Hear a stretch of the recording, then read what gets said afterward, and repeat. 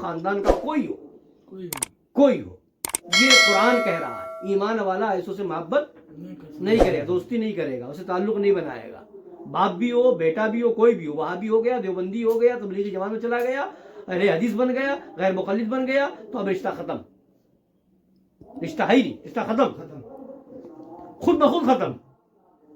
سمجھ رہے ہیں؟ حضرت نوح علیہ السلام نبی ہے، نوح علیہ السلام نبی ہے، ان کا بیٹا کنعان ہے،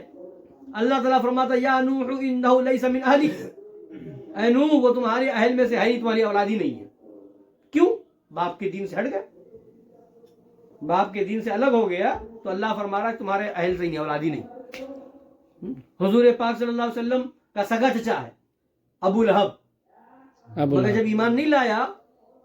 تو اور حضور کے بارے میں گستاخی کی تو قرآن شریف میں آیت نازل ہوئی تبت یدا ابی لہب وتب،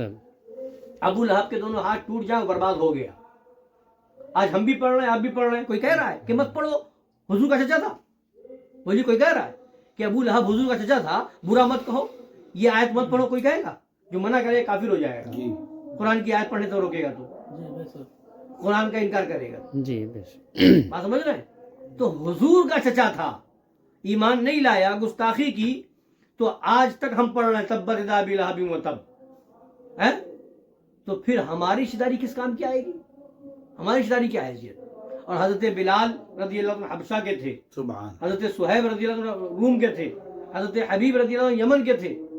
حضرت اویس قرن کے رہنے والے تھے، کہاں کے تھے، ایمان لائے نبی کی بارگاہ میں آئے نبی کے ہو گئے، سارے مسلمانوں نے ان کو سر کا تاج بنا لیے۔ مطلب یہ اسلام میں خون کا رشتہ نہیں چلتا ہے، اسلام میں ایمان کا عشق رسول کا رشتہ چلتا ہے، جو نبی کا عاشق ہوگا وہ ہمارا ہوگا کہیں کا بھی ہو، اور نبی کا گستاخ ہو ہمارے گھر کا ہو ہمارا کوئی تعلق نہیں، یہ ایمان ہے، یہ عشق رسول ہے۔ تو یہ چیز ہونی چاہیے، مین عقیدہ صحیح ہونا چاہیے، اس پر مضبوطی سے قائم رہیں تو مسلمان ہیں، ایمان اسی چیز کا نام ہے۔ باقی اگر کوئی زندگی بھر نماز روزہ حج زکوٰۃ یہ وہ سب کرتا رہے اور وہ یہی نہیں سمجھ پائے ایمان ہے کیا اور وہابی دیوبندیوں کا حکم کیا ہے، ان کے ساتھ اٹھنا بیٹھنا کیسا ہے، تو پھر اور ان کے ساتھ دیتا رہے گا تو کل قیامت کے دن وہ بھی جہنم میں جھونک دیا جائے گا اللہ ان کے ساتھ۔ جو حضور کی حدیث ہے نا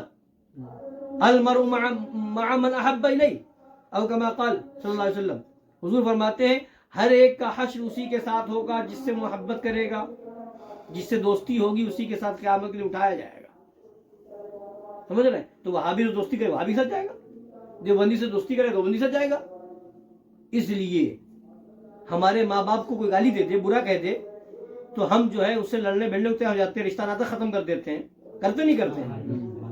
اور کوئی حضور کے بارے میں ایسا لکھتا رہے ہم رشتہ ناطہ بھی رکھیں سلام کلام بھی رکھیں، شادی بیاہ میں جائیں آئے تو کہا ایک مسلمان، کون سی محبت ہے؟ یہ محبت ہو ہی نہیں سکتی۔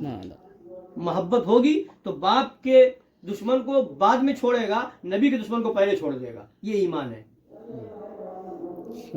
مطلب تو یہ ہے مین چیز۔ اور ایمان کے ساتھ پھر نماز ہے تو نماز ہے، ایمان کے ساتھ روزہ ہے تو روزہ ہے، اور ایمان کے بغیر ہے تو وہ نماز نہیں اٹھک بیٹھک ہے، نماز نہیں ہے وہ۔ اور ایمان نہیں ہے، ایمان کے بغیر روزہ ہے تو روزہ بھی نہیں ہے، وہ خالی بھوکے مرنا ہے، وہ دن بھر بھوکا مر رہا ہے، روزہ نہیں ہے۔ ایمان کے ساتھ زکوٰۃ دیتا ہے تو وہ زکوٰۃ ہے،